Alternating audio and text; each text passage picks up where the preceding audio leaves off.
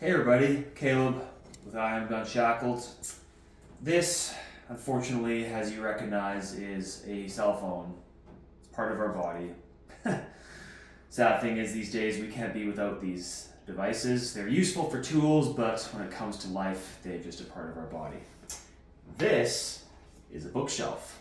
And when we were younger, growing up as teenagers and young adults, these were more part of our body than these. And I want to encourage you to get back into the novel reading of activating the creative and childlike portion of your mind, because Jesus talked about being like a child. Unless you become like a child, you cannot enter the kingdom of heaven. And so with these books, Redwall, this is one of my favorite books itself. I just love getting taken back into the fantasy lands of adventure and just being a warrior and looking into just the supernatural and the spiritual. So all done through childlike characters like mice and badgers and hedgehogs. Great book.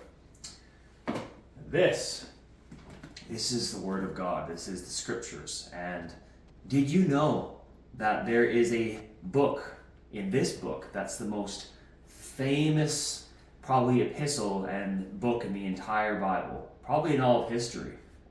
There is a man who is totally famous that wrote an amazing account that through all of time, all of history, didn't really get to enjoy the fruit of his labors, but the book was arguably the most famous book of all time.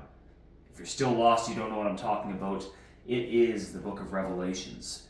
John the Beloved on the Isle of Patmos, who is exiled and taken there by the Romans thousands of years ago, his crime was being a follower of Jesus Christ, the radical followers of the way that were in constant opposition to the message of the emperor and Rome, because Rome was preaching their religion of all must be subdued and subjected to the emperor. The emperor is the ultimate deity and God, and John the Beloved wrote about Jesus, the great coming king in Revelations, as a contradiction to the Caesar message. So Book of Revelations, John didn't really get to enjoy the fame and the glamour of his book, but his message passed through the generations into the day of today, thousands of years later, from gospel account to gospel account, from person to person, from church to church, down through the generations. And we have this today,